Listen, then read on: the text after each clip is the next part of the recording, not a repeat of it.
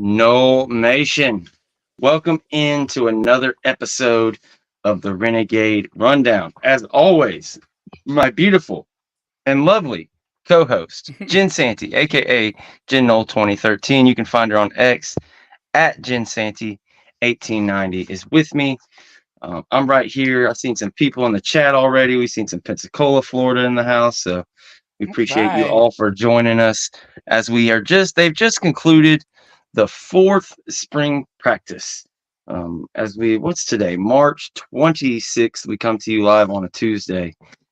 Man, time sure is flying. It feels like just yesterday we were getting ready for spring game 2023, and here we are. Just a matter of a little over 3 weeks away from being in Tallahassee for a spring game. Are you as excited as I am, Jen? I can't wait. Can't wait. Well, So excited we to get wanted to there. talk. Absolutely. It's like, it's hard to even explain. It's a shame that the seats are going to be limited with Doak under construction, but it almost adds that much more.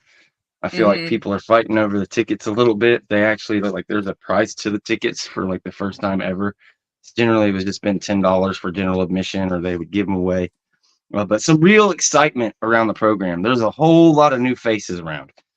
Defense, from all the reports we've kind of heard from practice, the defense has kind of been ahead of things.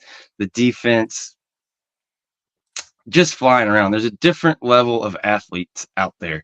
We've talked about it a lot on the show from 2022 to 2023 to 2024. We've seen a complete doubling in the blue chip ratio of this team. So when you look at the young guys, really the kind of past 2 years worth of guys that came in, there's really a lot of studs all over the place. And then you look at kind of the modern blueprint of being successful in college football. And it's something that Mike Norvell has just been the best at, in my opinion, arguably one of the best, and that's retaining guys, but more importantly, getting guys out of the portal. There's been a lot of talk around around certain circles, about the high school recruiting. It's not going as well as some people would have hoped. They think, well, USC signed all these kids. All of a sudden, this kid signed. They committed to Florida in February. These kids are committing to USC in March. I think people just are kind of hung up on the past as much as we talk about it with these high school recruiting rankings versus portal and stuff like that. And it's just more evidence of it when you look at Florida State and kind of who they're counting on for this 2024 team, especially on the defense. So that's where I want to start, is where the defensive line. Obviously, we have coming back a guy like Patrick Payton, who came out of high school, a guy like Josh Farmer coming out of high school. These are guys that were 2020, 2021, some of the very first classes that Mike Norvell signed out of high school. These guys were not extremely heralded coming out of high school. They were 3 stars. They were this, they were that. A whole lot of criticism from the fan base, but 8 guys stuck around from 20, 8 guys stuck around from 2021, and we've ended up with a solid group. Behind them, you have Daniel Lyons at defensive tackle. You have KJ Sampson at defensive tackle. KJ Sampson, who was a 4-star and a freak athlete coming out of high school. He's one of those next guys we're looking to step up. Daniel Lyons, a guy that was a 3-star, I believe, but he's really maybe a 4-star by one of the services, but he's really came along. Another guy we're looking to step up. But when you look at who we grabbed out of the portal, the big name circled in red, everybody wants to see Marvin Jones Jr. If you add him, if you drop him back, if you want to put him into that 21, or maybe it was the 22 class, the 22 class, if you want to pretend like he came to Florida State, you're talking Yeah. about a 5-star out of this world. There is no better recruit. And you get him in his kind of penultimate year when he should be breaking out. I know it's hard. We didn't really want to judge Jared Verse to Jermaine Johnson, because Jermaine Johnson, it seemed like a fluke at the time. He was so damn good. Jermaine Johnson came to Florida State and immediately kind of took over as the alpha and the leader of that team. But at the time in 2021, when Jermaine Johnson showed up at Florida State, when you look around that defense, it was nothing like what you have now. It was at a completely different level, if you will, and not in a good way, in a lower way. No disrespect to those guys. They were all a part of the climb, but they're all gone. You've got guys, and I don't want to skip to other position groups, but we're going to get there. We're going to get to safety and talk about who we've got there. Guys who we recruited out of high school, guys that have been here years and years. But the big difference, what sets this defense apart and why, people I think are over kind of emphasizing the lack of high school recruiting and kind of the fall off after having maybe arguably the very best offensive line or defensive line in all of college football last year, as Mike Bartz gives 5 memberships here to the Renegade Report. We really appreciate you, Mike, catching it with us live. I know Mike is one of these guys who works like 1,000 hours a week, so he's always aggravated. He has to watch the replay. So we're really happy you got to make this one live, and we sure appreciate the gift. Thank you. But along with a guy, That's awesome. as I guess let's just talk about the defensive ends first. I said Patrick Payton. I said Marvin Jones Jr. That's a bookend. That's, there's not a much better pair in the country. You can't tell me otherwise. Last year, Jared Verse was going into year 2, so he was kind of a known thing. He could have had a shot at a first-round pick last year. But people are, they're kind of slow to just, we haven't seen it yet. He only had 5 sacks. He only had this and that at Georgia. But it was the same exact thing for Jared Verse's first year. It was the same exact thing for Jermaine Johnson, his one and only year. I think about it, Braden Fisk coming in last year. There was a lot of doubters. There's a lot of doubters. Oh, well, he's coming from a G5 program. He's this, he's not that. Well, by the end of the year, now everybody want to act like losing him is this giant thing. He's a giant loss. What are we going to do? We don't have Braden Fisk anymore. Well, you know who we have inside as we move past the defensive ends? We've got Daryl Jackson. And all the reports from spring camp about Daryl Jackson is that he's just another level. He's reshaped his body. And when you talk about Daryl Jackson, had he been able to play last year, I was penciling him as probably a starter last year. Now, we didn't know exactly what Fisk was going to turn out to be. And Daryl Jackson's built a little different than any of the defensive tackles that we have. I believe he could, play that actual, if they wanted to do some 3-down stuff like James was talking about the other day, he could play that literal nose tackle position. Also, a guy like Sione Lolohea, they brought in from Oregon State. Here's a guy that is 6'4", huge. He looks like, we was talking about it the other day, he looks like he's 5'9", 5'10". He looks like a stump, but the guy's 6'4". He's huge. I've heard different people talking about him possibly playing inside, kind of like a DeMarcus Walker did in his final 2 years at Florida State, where he would, line up at the end and set the edge in certain times, and then on pass rush plays, he would move inside and rush the passer. I think that's, a very good role for him. You also have a Tomiwa Durajaye coming in, who knows, man. He's just another absolute freak of a body, and a guy who dominated at his respective school before coming in here. But do you have any thoughts or any questions when you look at the defensive line group? Do you think they could be as good or better than last year? Well, I mean, I think losing somebody that had as much production, obviously as Jared Verse, is going to be really hard to say they're going to be better. But I don't think there's going to be a huge drop off here. And you might see some guys step up, we just haven't seen it yet. I can't wait to see the spring game about it. Right. I mean, but again, losing Jared Verse does suck. I mean, there's no really great way to say that any better without seeing how anybody else plays in game. Like we just don't know. Yeah, no, it's fair. Look, and in 2022, when we were going into the season, and we've said this a lot, really, when you're looking at this year, it's a lot more like 2022, because you've got a lot of guys who're going to have to show it for the first time. We didn't know what we were getting in Jared Verse. We were super excited. But then when 2022 happened, we realized, okay, we've got a freak on our hands. Okay. And, these aren't freshmen we're breaking in. That's the big thing. When you lose 12 guys to the draft, and another one in Akeem Dent, and another one, and 2 or 3 other guys with Casey Roddick, different guys that are going pro. 15 different guys will probably end up playing or having a cup of tea at least in the NFL. People want to be able to replace those guys with high schoolers. In the days of, doing that, we're seeing what's happening in Florida. They've tried it. They're trying it this year.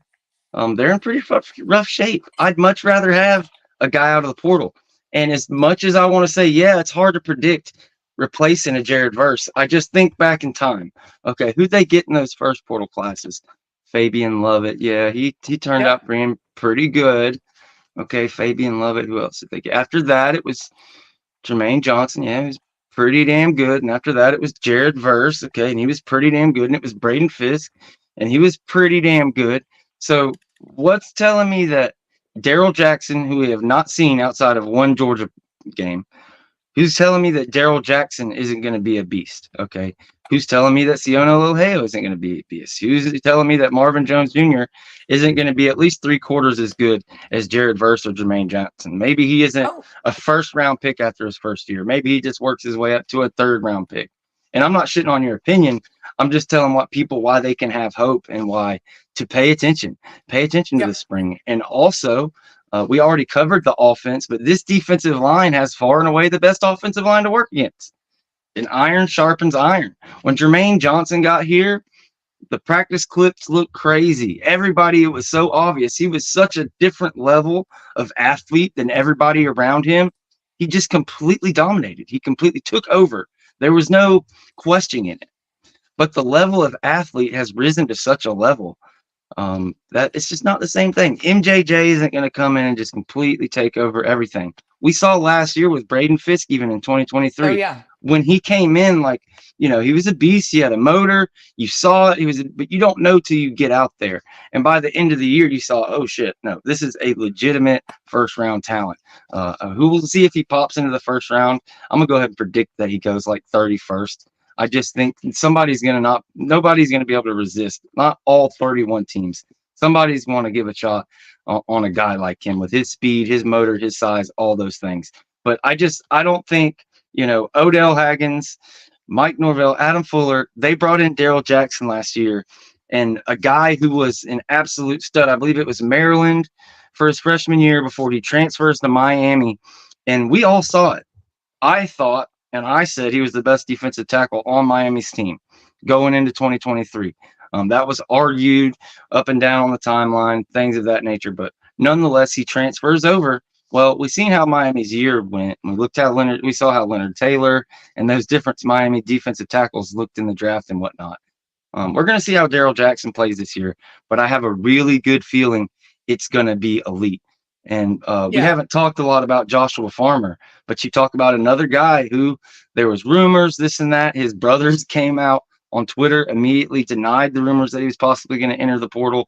And he's been right there with his team, a leader. Really looks like he's going to be a stud. I think he's number 5. Daryl Jackson's number 6. Go ahead. Oh, I was just going to say, and then an injury report came out today that said he was going to be out for the spring. Farmer. Say it. What's on your mind, Jen? I don't know. I'm not. Come on. Oh, there was an injury report that was put out probably 10 minutes before we got on the show. Okay. That said Farmer was going to be for the spring. Let me make sure that I read that right. Okay, so you broke up there a little bit, but Josh Farmer had surgery on his hand, I believe, and he has. Now that I think about it, a screw or something to do with some plate or something. Don't let me speak wrong, but it's something to do with that was aggravated, and he's got to get it fixed up. It's nothing serious No. There's nothing like that, so nothing worry about it. But no, it just caught me off guard. It was like, no, spit it out, because I didn't hear anything about a report. But I guess Norvell must have finally spoke, and somebody must have asked him, and he must have, like I said, he must have spoke on that. So if you have anything new on that, for sure let the fans know. But he definitely has an issue with his hand. Now I see the problem. I have to re-verify my account. Hang on, this is the problem. My Twitter went down, so I had to re-verify to get into Twitter. All right, so Jamari Howard, Joshua Farmer, and Robert Scott will miss the spring recovering from injuries, but will be back for preseason camp. Absolutely. And if folks don't know, Robert Scott, he was injured in the season and playing through injury, wasn't playing towards the end of the year. So I know exactly what it is, but I don't know if that's been released. So I'm not going to say anything, but it's not like all of a sudden he's got some new thing. He's just healing up. He never got over it. He played hurt the whole year. This is more of and like I think a management thing. I was just going to say this is more of a management thing to just make sure he's ready for the season, right? Which one? Robert Scott. Well, no, he's healing up from an injury that he had in season. Like it's not anything new. He's healing up from the same exact injury that he had from the season. Yeah. I wish I could say it would make perfect sense, but again, I'm not sure if that. No. Talked about that, but he's going to be just fine. I think the way I said it was confusing. What I'm saying is this is more of a management thing from an already injury from last season. So it's not something that happened in spring is what I was trying to say. So it's not another injury is where I was going, kind of. Yes. For sure. Sorry. Got to hay back to work. Okay. Well, we appreciate you joining the show, Bobby. But again, unfortunate that Farmer has that issue with his hand, but he's going to be just fine. Again, Farmer isn't somebody that I have any questions about. I have no doubt he's going to take the next step, and by the end of the year, he was a legitimate all-conference player. And you really see that he's ready to take the next step. Somebody showed that picture of what he looked like as a freshman to now. It's pretty unreal. And again, Daniel Lyons behind him and KJ Sampson. Those are your two main guys to really pay attention to this spring, see how they look against that defensive line. And again, like I said, Sione Lolohe will probably get some time inside if I had to guess. Out on the edge, Byron Turner Jr., that's another guy to really look at.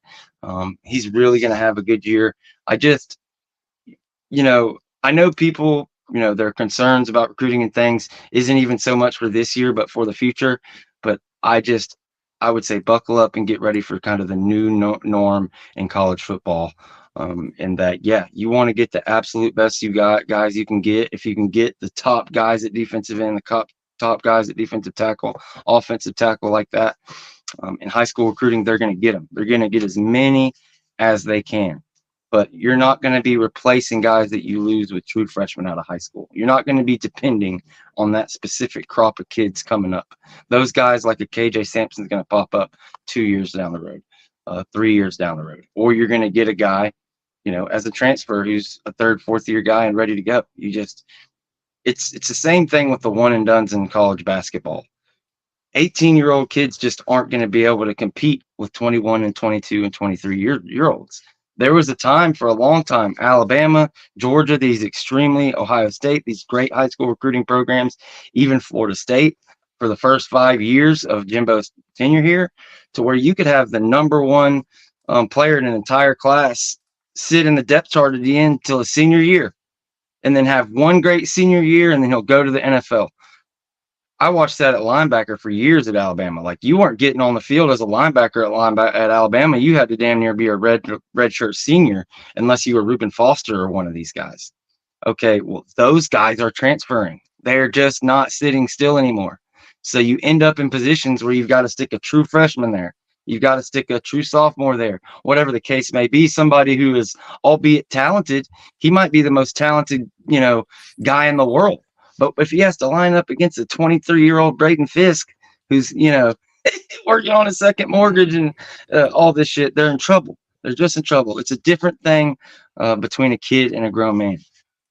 As we move away from D-line, unless, if you had any more questions, I'd be more willing to answer them. But I would say we move on to linebacker. You keep going. You're doing your thing. You're good. Yeah. Linebacker.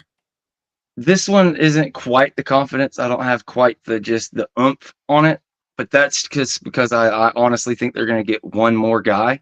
But a certain guy, the guy that I want to start off with is Sean Murphy. Here's a guy that was a, blue chip stud high school recruit.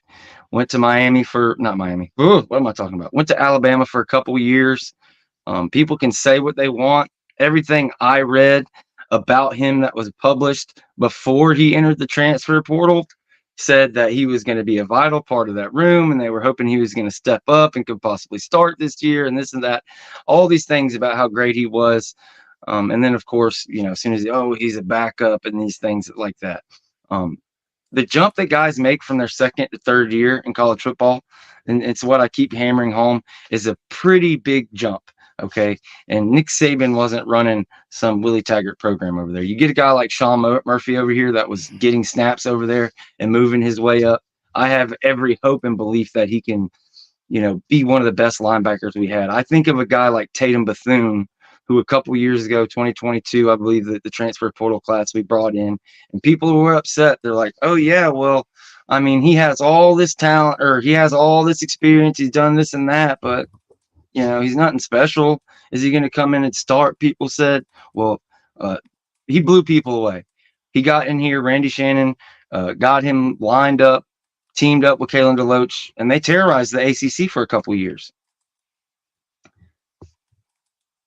The level of athlete that Sean Murphy is compared to that is on a whole nother level. And boy, you should have heard people when we got Sean Murphy. Oh, we needed a linebacker with we needed one with experience. Yeah, we're losing two seniors. Yep. We got to have this. We got to have that. Well, all of a sudden, the tune out of the first couple of weeks of spring camp is a little bit different. You're talking about a guy who is flying to the ball. And when you listen to these linebackers talk, in Kalen DeLoach and the previously mentioned Tatum Bethune, when they talk about Randy Shannon and what he does for them as a coach, he really kind of turns them loose and is able to identify what you're good at and put you in a position where he can just turn you loose to play football. And when you think of a guy like Sean Murphy, who is just an absolute 6'2", over 200-pound torpedo, he's that dude that, okay, if Randy Shannon can figure out just where to put him, if you can send him on some of those blitz you sent Kalen DeLoach on the last couple of years, watch out. DJ Lundy is another one that fans were like, oh, screw him. He thinks he's worth more than he is, all this stuff. We don't need him. Let him go. Well, I'm here to tell you, I'm glad we got him back. DJ Lundy took a lot of heat in his younger career. He was like super jacked. He was stiff in the hips, though. A lot of people thought he'd never be more than just a run stuffing guy in the box linebacker, but he's really, he's transformed his body, it seems like 2 or 3 times since he's been here. And now he's just kind of this chiseled Spartan out there. And everything I've heard, he's really been a leader in that linebacker room. And like, you can kind of check him. My mind is good. I'm set with him as a starter in the middle. Omar Graham Jr. is the young guy everybody's raving about. We saw him quite a bit last year, but yeah, he's going to battle with Sean Murphy. There's a good chance Omar Graham Jr. might win that other spot. I'm not convinced. I think Sean Murphy, Omar Graham Jr., Blake Nicholson, they're going to battle it out. They're going to have a lot of and they're all going to get a lot of playing time. They're all going to battle it out for that kind of third linebacker spot. But I'm convinced that we get one guy. I feel like we go out and get one more linebacker when the second portal comes around. I believe it may be, I heard April 15th. I've got to really lock in on this, whether it's April 15th or May 1st, because they keep changing on us. But when that post-spring portal opens, I just feel like they're going to get one linebacker. But either way, we're going to be all right. And then you go over to safety and corner. This is just bragging pretty much who we've got. Shaheem Brown is a guy we talked about on this program since you've joined it. Everything I've done, since I've started talking, I was super high going into last season on Conrad Hussey, Shaheem Brown. These are like 2 of my very favorite players. Well, Shaheem comes back. He lived up to all those expectations last year, and he's a leader. Everybody you talk to, he's like a legitimate leader. He stepped into a role as a senior, kind of learning from Akeem Dent the past couple of years, and a lot of those older guys, even DeLoach and Tatum Bethune at the linebacker position. He's just really coming to his own. And you talk about a guy who's kind of transformed his body as well. He does look different this year as well. But just walking into practice, you wouldn't believe he was a 3-star and into the thousands of recruiting and stuff. He's another one of these guys from the early classes of Mike Norvell who just stuck with it. He's, one of the guys that, probably should have been a 4-star coming out of high school. But that's another thing people don't talk about, how shitty those recruiting rankings were. back in the kind of COVID days from 2019 to 2021. Those recruiting, like the evaluations that were done on them were shit because they didn't play a season. Half the schools didn't in 2020. And then the next year, even half, some people didn't do this. Some guys sat out because of the level of it wasn't worth getting hurt. There Recruiting was, visits. yeah, there was no visits. There was just so much that went into that. It was a very tough time. So the ability for them to, when you kind of look back and grade how they evaluated those classes, still having 8 guys from 21 still on the team as like kind of key components is a pretty beautiful thing. But yeah, I think Hussey and Shaheem at safety as your 2 starters is, I think, nothing against Tent. I prefer that. I think we were better at safety than we were last year. I can confidently say I like our 2 starters. I think the floor may be a tiny bit lower, just giving Conrad Hussey stepping up into a bigger role this year. But I truly think the ceiling, which is important, is through the roof. And the same thing goes for some young guys like KJ Kirkland. KJ Kirkland is a Shaheem Brown type of player out of high school, but he was just that much better ranked coming out of high school. And then you look at this year's DB haul, of course, there's a ton of guys in there that you could see moving forward and playing a role there in the future. When you sign 5 or 6 blue chip DBs in one class, we'll see how it all works out for everybody. But safety set, I'm really, really excited about what we have at safety. And then you look at a corner and it's the same thing. Well, how could you be better than last year? Well, Renardo Green, I love him. Don't get me wrong. And last year in 2023, Renardo Green was better than Azaria Thomas. He was. There's no doubt about it. But in 2024, Azaria Thomas, the senior, I think he's a junior. The junior Azaria Thomas is better than the Renardo Green of last year. I truly believe that. We've seen it year over year. You saw him get out there, have some success as a freshman, and you saw last year 12 pass deflections. He kind of grew up, in front of our eyes. Was similar to Shaheem Brown, kind of a year ahead of schedule. I think you see Azaria Thomas just step it up to another level and put one of those, legit Florida State seasons like a Jalen Ramsey as a junior, where you're like, oh shit, this guy's he's going to be that dude. And across the way, Frentrell Cypress is another one. I mean, he was all ACC at Virginia. And, he kind of stood out on that team. He was the guy that people didn't throw to. He was that good on that Virginia team that offenses just steered away with him. Well, at Florida State, that's just not happening. Just different level. You got studs everywhere. You got draft picks here, draft picks there. So he took some heat. People didn't see him as the playmaker that they thought he would be coming in. But I really look at him like a Jerrion Jones in 2022, where he was kind of misunderstood. And he just played a lot of tough assignments, and kind of with the camera work of college football, people don't really know what they're looking at. That's not like looking down on anybody, but Fentrell Cypress, I think, played a lot better than what people think, and he's going to play at a whole nother level this year at cornerback. And then behind him, obviously, you've got Lester and all these young guys. It's really a beautiful thing.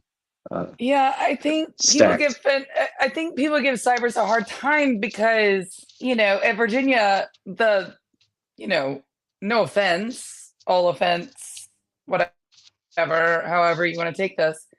The cameras really aren't on you. Okay. The cameras aren't on you every play. Nobody cares, actually. The camera actually gets turned off to go see what the sports reporters are doing up in the booth, to be fair. Nobody cares what Virginia's doing on the field. Nobody cares. He's a very good player. Let's be honest.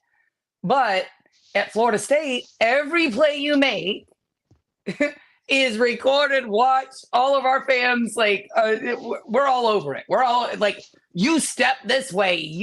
That play that he made, which was fantastic, by the way, he did knock the ball out. It was a fumble, right? Mm-hmm. That play at Virginia, he would have gotten an award for it from the ACC. I promise. I promise. Had he done that one play at the ACC, if he was at Virginia with that one play, he would have been defensive player of the year by the ACC. I promise you this right now. It's just a difference of fan engagement, fan interaction, and national notoriety. At Florida State, when you have a misstep or, you don't have your best game, that doesn't make you a bad player.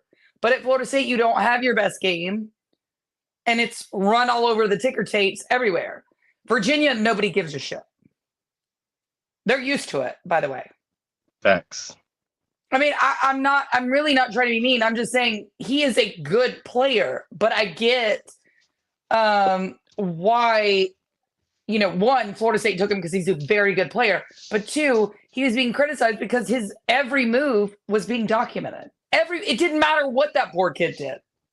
And he had good moves. And like I said, yes, he did finish the play, but I promise you, had that play happened and he played for Virginia, he would have won like Defensive Player of the Year. I guarantee it. I guarantee it. There's no doubt about it. The kind of slant against FSU has always been there, especially with the all conference teams and how they decide it. It's like when FSU in 2013 and 2014 was on top of the world, it's like, well, we can't make all your guys all conference, but it's like they were the best damn ones, And then when Clemson got it, it was a little different story. But when you talk about corner and the reason, go ahead. Oh, no, I was just going to ask, what in 2013, Jameis was not the starting quarterback on the ACC team. It was, what's his name? The quarterback from Clemson at the time, Taj Boyd. Preseason, maybe, yeah. I thought it was all ACC after awards. I think it was still Taj Boyd. Nah, no. I think that can't be right. Jameis He's the Heisman winner. He won every quarterback award in the country. Somebody tell me I'm probably wrong on this. I probably am. Yeah, let's not get hung up on it. But yeah, the ACC definitely did not give us our just due. But preseason, yeah, he was the Heisman favorite. Everybody was talking about Taj Boyd, Taj this, and it was Jameis. But yeah, I don't know if they did that. We will definitely bring that back up, and we'll like make fun of them as like the stupidest shit you ever seen in your life. Because yeah, he won the Walter Camp Award. He won every award there is for a quarterback to win that year. So if the ACC put somebody else as a quarterback, that would be ridiculous. But at corner, again, Azaria Thomas and Fintrell Cypress. Okay, that's not the only reason I think we're going to be better at corner than last year. The other two reasons are Quindarius Jones and Jabril Ross, two guys that are ready to step up as sophomores and really take another step. Quindarius Jones, he seemed, I don't know, he was a little smaller as a freshman. Seemed like maybe he hadn't been in the weight room that long, but he just got on the field. He just stayed out on the field. I kept wondering, like, who is this guy? Like, why is he on the field? But, I mean, he was like, he reminded me of, I know this is a way back and I say his name all the time, but he reminded me of, like, what Nick Wason looked like back in the day. He was just all over his guy. And I think this coaching staff is super, super high on him, and he's going to take another step this year. And also Jabril Rawls, a guy that's out of Pensacola, who is just, if you watch him play around here, is just an absolute freak athlete. And also, he reminds me more of maybe like a PJ Williams type, a super athletic guy who could, really play some man coverage and be a freak down the future. So keep an eye on Rawls and Quindarius Jones too. Again, along with Charles Lester, B.J. Gibson, all these young guys that came in as well. And that leaves only one position left out of the defense that we haven't covered, and that's the slot. Guys, the slot, if you don't realize how nasty we are at the slot this year, I don't know. It's been by far and away the best slot we've ever had. We've got Earl Little Jr. from Alabama, who everybody loves. Greedy Vance Jr., who's been pretty much the man there. If he's not hurt, if he's healthy, it's been Greedy Vance Jr.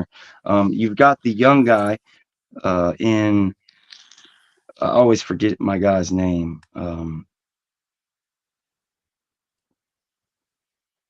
What's the young slot guy's name?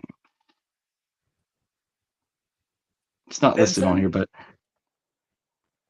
not Benson. You don't mean Benson. Defense. Wait. We're talking defense. Oh, defense. That guy. Okay. I'm drawing a blank. Somebody let me know in the chat. You've got Earl Little Jr., Greedy Vance, Kevin Knowles, who played safety last year, has been moved back to the slot in that competition. I'm pretty sure that's where most of his snaps are going to come from. No, Ricky Knight doesn't come till the summer, sweetie. But no, he's a sophomore Another big time pickup we got in the last class is also competing and really growing there as a true sophomore at that slot. But yeah, the slot is absolutely unreal. And yeah, if anybody has any questions, anybody I didn't mention that you're thinking about on the defense, I didn't mention Justin Cryer when I was talking linebackers. He's another linebacker who's really, coming on strong.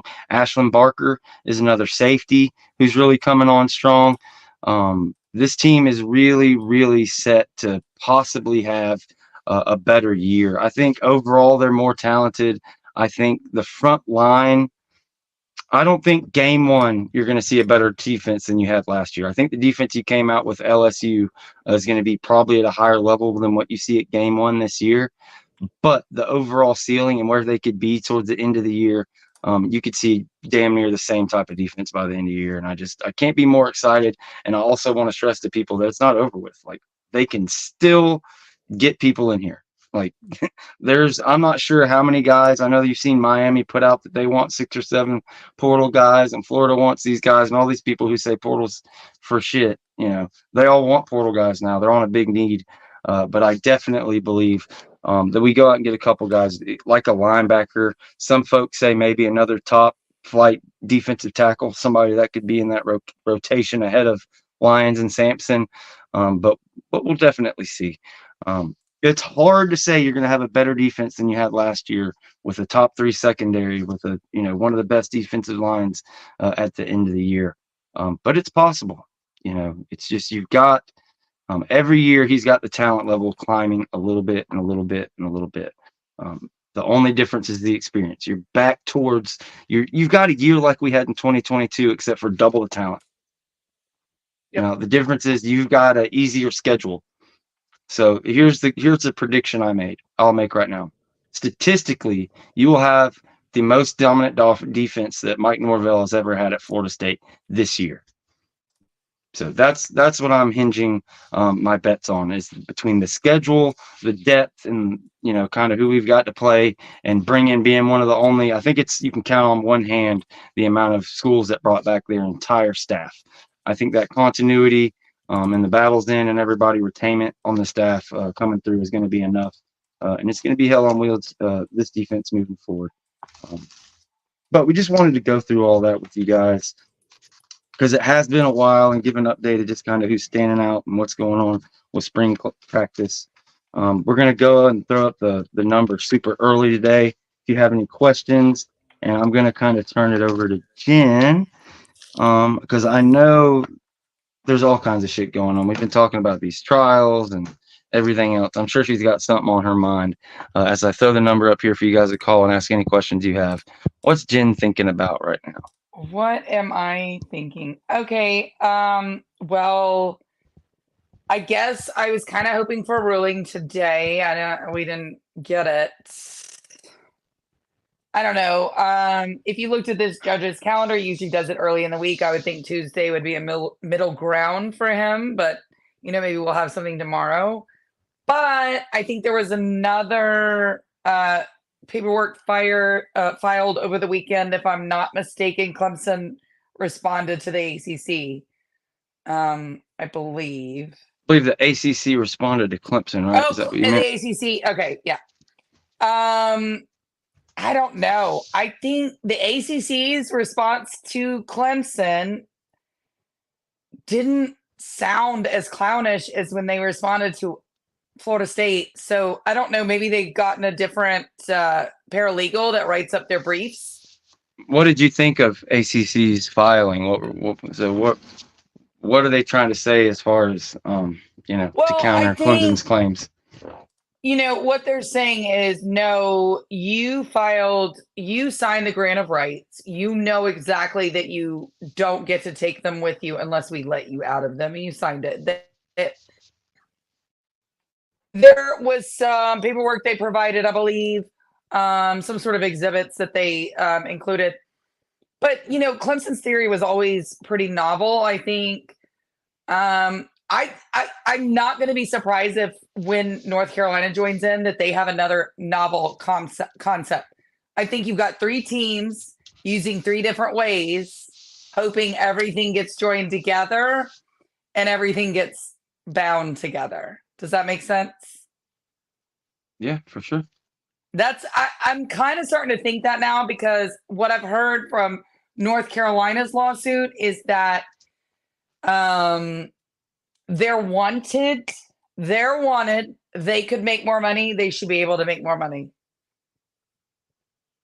So when you say North Carolina's lawsuit, what do you mean? I'm saying that's what they're talking about internally, is that Possibly. they're not. Yes, possibly. Yes, possibly. So you have 3 different novel ideas. It is a detriment to your business if you're not allowed to go make more money, if you're allowed to make more money, right? So I think each team is trying different approaches, and it should be pretty interesting, right? I think this will be pretty interesting. Yes, I do think North Carolina files. When do I think they will? I think if the judge in North Carolina does not give his opinion, I think by Wednesday or Thursday, I wouldn't be surprised to see something from North Carolina moved up. I wouldn't. Because I think they would like to have everything done and like just have a waterfall on the ACC. I think that makes them think they have better. So just to be clear, let them know when you think that North Carolina would file, like actually. I said I don't. I think they would file before that April 9th date. If before April 9th. If the judge doesn't submit his opinion in the ACC case with Florida State prior to. Yeah, he's gonna. That's the one stipulation he put on it. He's gonna make a ruling before April 9th. Yeah. I agree. I just want to see how quickly it is, and then we'll decide. Because if it's not quickly, then maybe North Carolina doesn't, or then maybe North Carolina jumps in. I think they'll jump in if it's not quickly. So, okay, so you think if the judge makes a ruling pretty quick, North Carolina is going to hold off, but if they don't, they will. Yep. You heard it here first. We shall see. And I mean, with my luck, North Carolina will come out tomorrow and do it. I mean, I don't know. It's there's a lot of moving parts, and you know, like you said, there's 3 different schools, 2 currently that have filed suit, and we saw immediately when Clemson filed, they referenced Florida State suit. So you know, in the upcoming amendments and court hearings, Florida State's gonna look at the Clemson suit and use it in theirs, and if North Carolina files, and so on and so forth. It's 3-on-1, 2-on-1 currently, but it would sure help North Carolina, or not North Carolina, excuse my language. It would sure help the ACC to get them all together. At first, I thought that would just be an absolute nightmare situation for Florida, but having, read what the judges said and then been able to listen to it and, watch him speak live, I think he will be somewhat fair. And we saw some people ask him what they think the ruling will be that comes down. And I'll say right now, what I'm thinking is, I would love to say that he would dismiss it, allow the motion to dismiss with prejudice. I don't think there's really any chance that happens, but I do think there's a good chance you get the motion to dismiss without prejudice, and he rules against kind of the race to the courthouse, while also asserting that the case must go on in North Carolina. So I don't know if the ACC will have to completely refile or how the judge will do that. But I believe that's how it's going to go there. And on the motion to seal, I believe ESPN will probably get their way. I think the judge is going to say there's no reason. I don't think he's going to be bound by Sunshine State laws to make everything public. But the ACC isn't going to get their way, and that there will be, whatever the agreement is they come up with inside the courtroom. A lot of that stuff's going to get disclosed, and the judge is going to decide for himself what was legal and what wasn't. The ACC is not going to be able to get away with providing these heavily redacted files and things of that nature. So again, is the ACC really gonna are they going to want to have all that stuff out in the open in the courtroom, even with the judge going through it? I don't think so. I think you get the settlement. So yeah, I can't help but feel like the judge is going to take it right down to the wire. It's like he gave himself till April the 8th. I feel Yeah. like that's when he's going to do his judgment.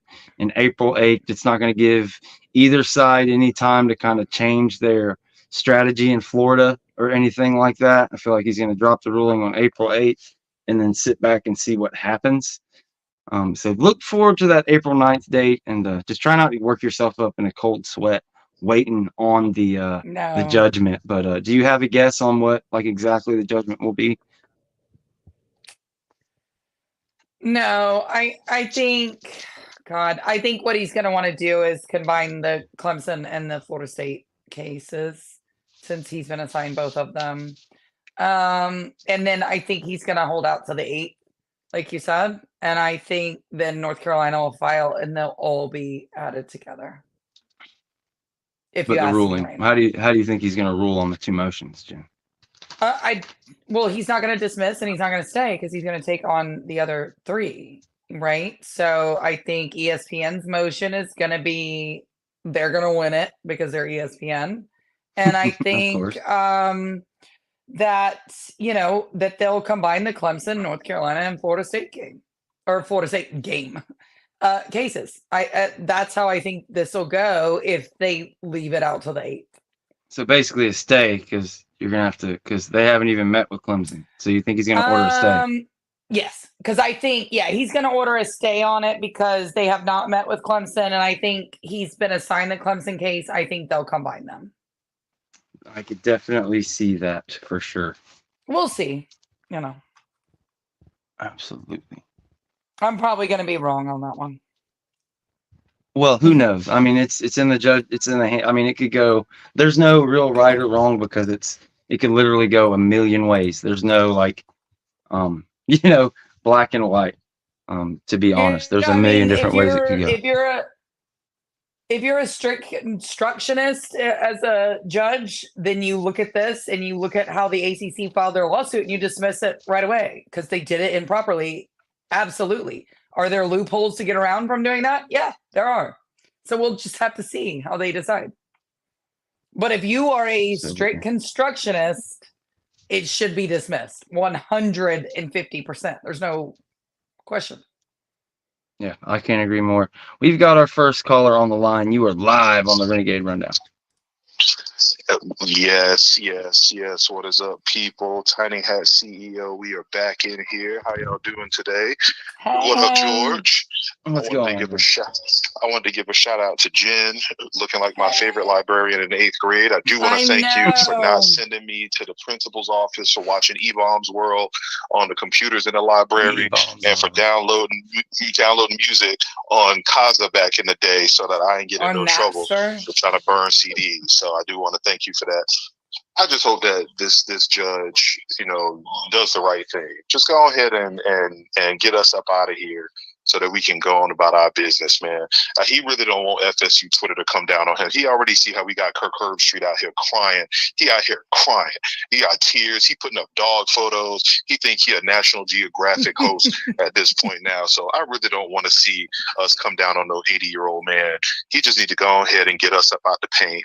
Let us go on and spread our wings and fly, and let us turn all of our anger and ire back on the ACC so that we can keep it moving. So I just wanted to say shout out to all of y'all. And the Tiny Hat Gang, we out.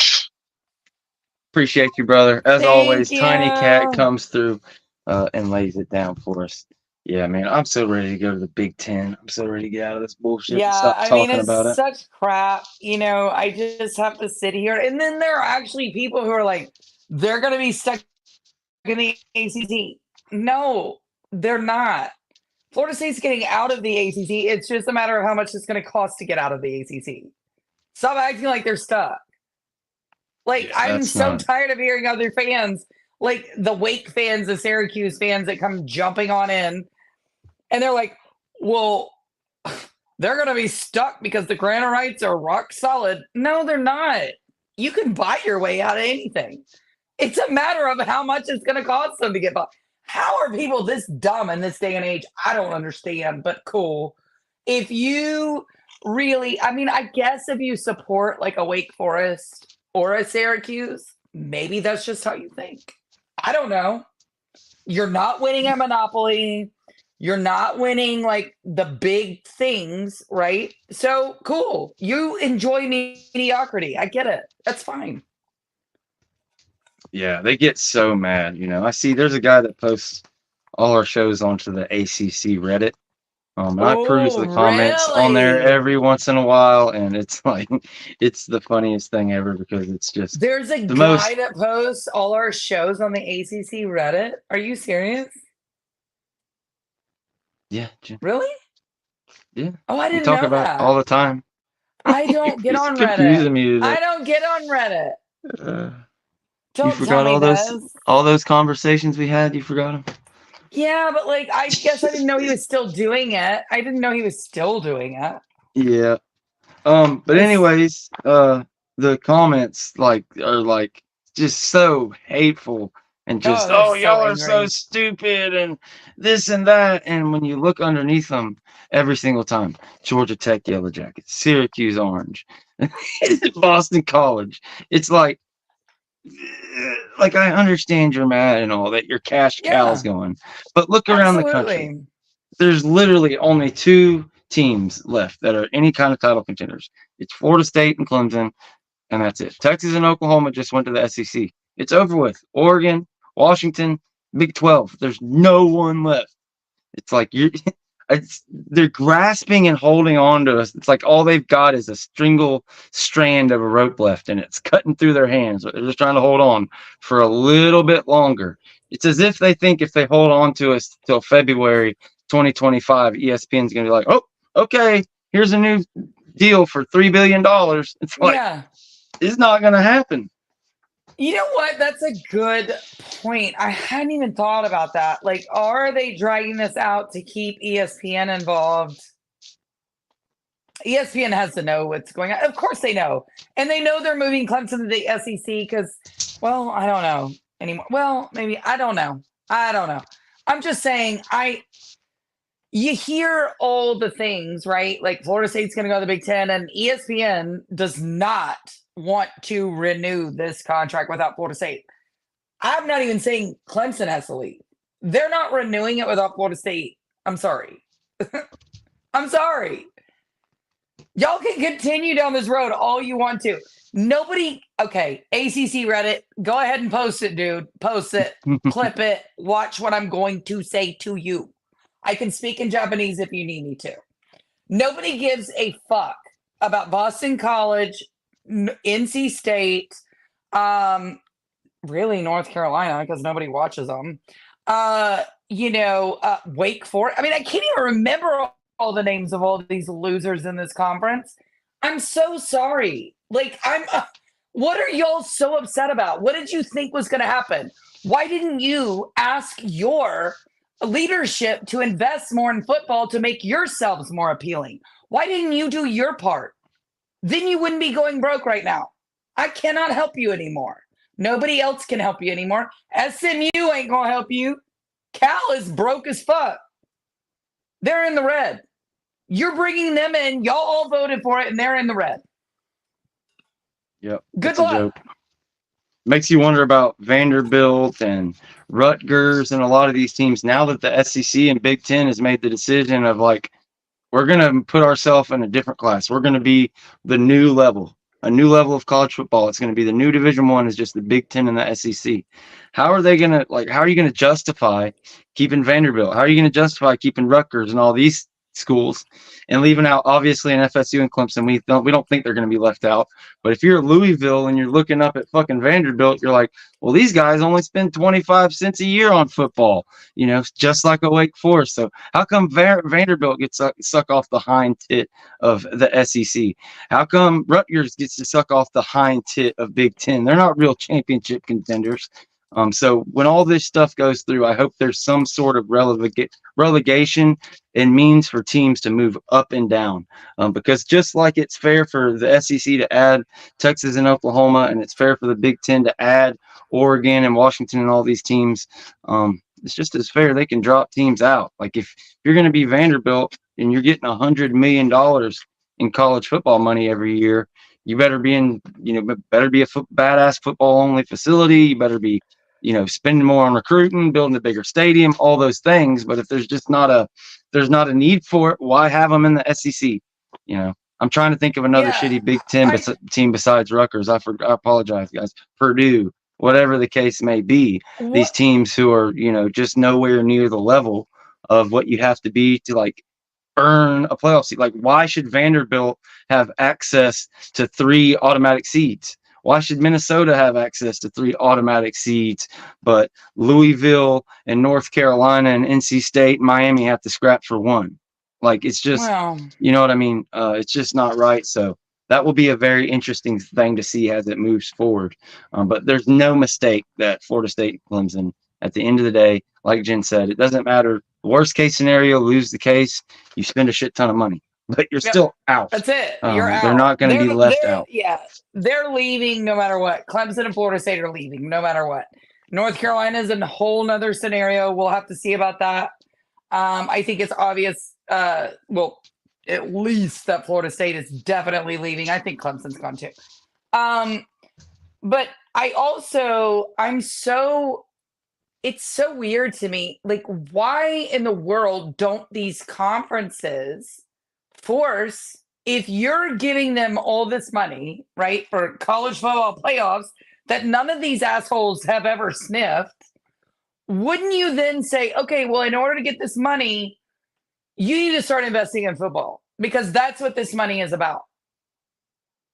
Why aren't you smarter about this? Because then, I mean, you have to think SEC schools are looking at the Vanderbilts, the Kentuckys, the Tennessees. Yes, Tennessee, I'm talking about you too. Y'all have been relevant since the same time that Miami was. Stop barking about that. Why in the world are they all not looked at and said, can you not invest a little bit more? Now, Tennessee does invest. That's a whole different scenario. They just keep fucking up their coaching hires. I mean, it's amazing how that keeps going. But yeah, for like the teams like, Vanderbilt, like just invest more, do more, or you're out. Like that would save a lot of money. You have to start asking these conferences or the teams that are making money off this college football playoff that you all get millions of dollars off of, if they're not investing in order to even think about sniffing it, should they get the revenue? Should they? Absolutely. That was my point for sure. Guys, we are running at 57, 52. At this thing, we've been going at almost an hour. The number is still on the bottom of the screen, kind of rolling through as Jen just gave you guys, the rundown. It's like we're tired of, Florida State's the bad guy for wanting to get to a conference and compete.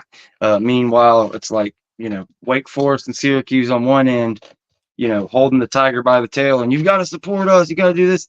Meanwhile, get Vanderbilt over there. That's what you want to be. Let's trade with Vanderbilt. Put us in the SEC. Let them come fucking carry your groceries. It's a means to an end. Like, There's just it's gone on for long enough.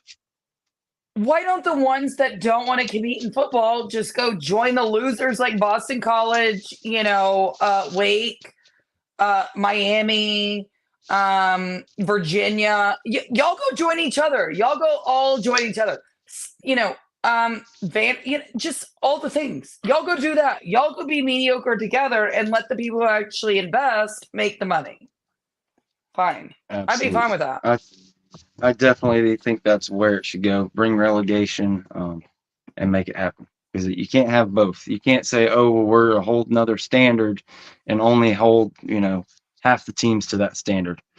I agree 100%. And we'll see what happens. I think it's coming. There's only so long. Things just do not stay the same. And college football is one of those things. And it's the same way with recruiting. Everybody freaking out about recruiting. It's a whole new era. You got to recruit the portal. You got to do these NIL deals. You're not going to be able to just recruit out of high school anymore.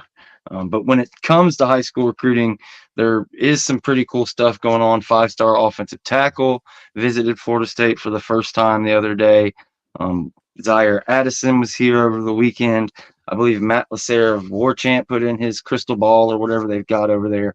Recruiting prediction for him, a guy that I've said for a lot of time I thought was a FSU lock, just based on tea leaves and how much he enjoys it every time he comes around the program, talks about them. Just feel like he's a guy they really have their eyes on. They're working really hard on Jalen Wiggins, the Tallahassee kid who committed to Florida around the time we were loading up in the portal. They're really working on getting him flat foot back. Trying to think, Myron Charles said we still leave for him. Alvin Henderson had a big visit. Donshaw Clover had a big visit recently. Dallas Golden, Max Buchanan, another great offensive lineman in this class, canceled a Florida visit to schedule a Florida State visit. Recruiting is going great. It's not, maybe to the level of a Georgia, but Florida State they're going to get the guys they need. I think you see a similar class to what you've seen the past couple years, but I think you just see a little bit fewer 3-stars and things of that nature. I think you really see them, attack a certain level of recruit and come in with certain areas. I think offensive line is a really big area of contention. I think they're going to sign 4 or 5 guys and have one of the best offensive line classes in the country. I think they're going to get 2, maybe even 3 stud, just freak linebackers. They're going to get a couple badass running backs. But yeah, it's going to be another class of 20 to 25 guys. And I think they'll have enough guys where they'll be battling for a fifth or sixth spot, but definitely in that top 10, and be ready to just get that much better. After this season, after this class comes through and you go into 2025, you're going to be looking at a 75 to 80% probably, somewhere in that range blue chip ratio moving forward. As much as everybody wants to bitch and complain, year in and year out. Yeah.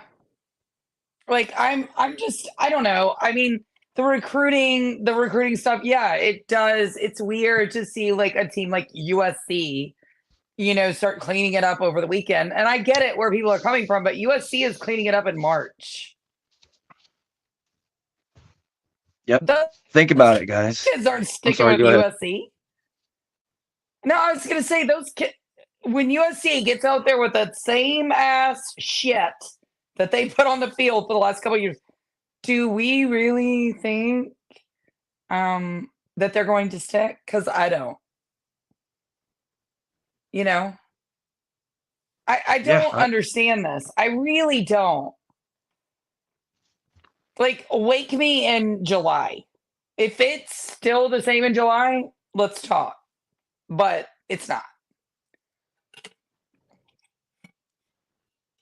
Yeah, I agree, man. It's the same exact time the last year. What did we see? A guy that we were telling you is going to end up at Florida State, Manasi Tite. What happens? Oh, he commits to USC. It's all over with. Everybody's pissed off. You see, Atkins, Norvell, they're not doing their job. Well, where did he end up signing again? Where is he at? Oh, yeah, Florida State. These teams that blow up their chest and make a big deal recruiting this time of year, you're not going to hold on to them. Whatever they're doing out at USC, and from what I heard, they're pretty much paying overvalue, throwing out crazy NIL deals, and making promises in March. Lose me with that shit. If we're gonna have a bunch of dudes, and especially guys who are from the Florida area, committed out to USC, and we're battling USC and UF to the east for guys, as many battles as we can have with UF and USC this year, sign me up, because there's a season that has to get played, and I have no doubts in my mind that Florida is going to be hunting a coach, and we'll see what happens at USC. But they just lost their amazing quarterback. I'm sure the coach will do something with their quarterback this year, but the defense is going to be the same defense it's always been, if not worse, if you ask me. We'll see what happens. Who is USC's quarterback this year? I have no idea. I mean, we don't care. No offense. We're excited to go to the Big Ten. I'm just saying we just don't care about USC because I don't see the real flash there, because I don't think Lincoln Riley is serious. I don't think he's serious, to be fair. I really don't. I think he thought he could go to USC and get an NFL job really quick, and it just didn't work out. So I don't know. And I don't think Caleb Williams is a serious player at all. I don't think he's a serious, I mean, I don't know. So again, I know how people feel about the recruiting, but for me, this is more like USC is putting flashes in the pan in March. This has nothing to do with Florida State. I think Florida State is going to be just fine this year. That's all I'm going to say. Yeah, no doubt. No doubt. Angelo says he doesn't think they can afford to fire their coach. I don't think they can afford not to. If they let that shit go another year, they're going to set their program back a decade. I would it's tough. Maybe I'm wrong, but from what I see at Florida, it's really, really bad. And I've got friends that are, they're Florida fans and they don't agree. They think this and that, but what do they not agree with? To me, it seems like they're getting worse and worse and worse every year. Maybe I'm wrong. Wait, they think they're going to be better this year? Yeah. With what? Football, Jim. I understand that, but with what? Yeah, tell me about it. I agree. Okay. I think they're crazy.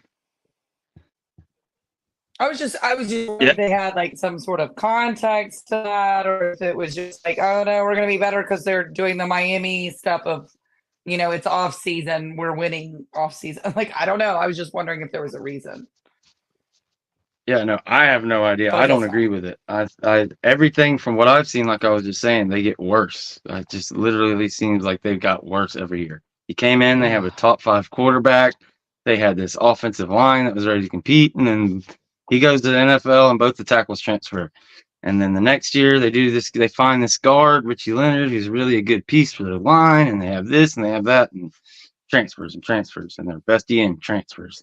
And all the dudes that transferred out are talking about how shitty it was at Florida, how bad their strength and conditioning was, how bad their coaching was. Well, the coaches didn't really tell us what to do. They just pretty much said, that's your zone. It's like, ooh, and their schedule is brutal. It's just, I don't know what. I just don't see a way out for Napier. Maybe I'm wrong, and maybe they do have a reason. But if they do, I just do not know it. That is for absolutely sure. Oh, wait. So apparently Caleb Williams is good because he beat Louisville. Well, guess who else beat Louisville? Hey, wait. Hey, do you want to take this one, George? Do you want to take that one? I don't know what you're talking about. What other quarterback beat Louisville? There's a comment that said, okay, Caleb Williams is good because he beat Louisville. Who else beat Louisville, George? Brock Glenn. And we were told that they weren't even good enough to get into the playoffs for beating Louisville. So no, I don't want to hear that Caleb Williams is all of a sudden this amazing talent. Maybe win some games during the year and then we can talk. Thank you. For sure. I mean, my God, how many teams did USC lose to this year? What is it, 7? I don't know. Yikes. It was bad. USC was bad. Caleb Williams is over there trying to paint his fingernails in the fourth quarter, and that's what he thought he was going to get to do. And he didn't get to because they were so bad that he had to continue to play and didn't get his manicures. I get it. That's tough. I would prefer manicures in the fourth quarter too. George, what do you think?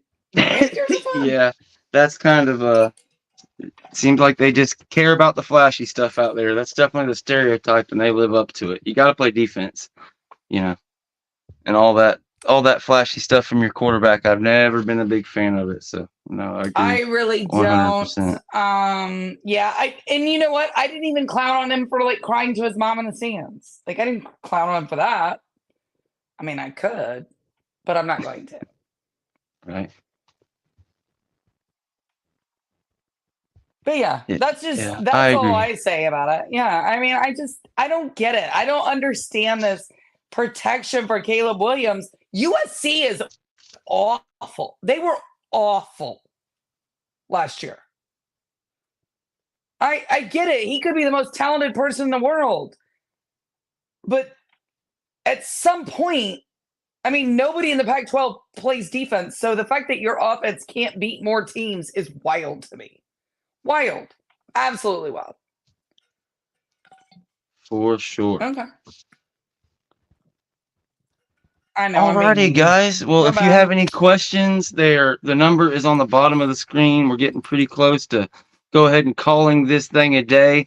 As always, we love you guys so much for joining us here on the Renegade Rundown. Again, if you have any questions, get them up there on the screen because you're running out of time, fellas, as we near the end of this one. What else? Is there anything? I feel like I'm forgetting something substantive. Definitely want to send our prayers to the families in Chicago with the tragedy that happened there in the wee hours of this morning. So we'll send prayers and thoughts and prayers for anybody, any Knowles up there in the Indiana area around Chicago. Definitely want to send our thoughts and prayers with you because we know Florida State is a national and even a global program, so we have people all over the place. Did something happen in Did Chicago? I say what? I'm sorry, guys. Oh Baltimore. my God. I'm a Okay. fucking idiot. I was like, Baltimore. oh shit. What are you talking about? Yeah. Something else happened in Chicago. It's all over Twitter. My mind's all. It was What happened in Chicago? Now the Francis Scott Key Bridge in Baltimore, Maryland. Yeah. Excuse me. That was wild. Yeah. It's very sad. Very sad. And are they saying now that no cars actually went into the water? I don't really want to get into it.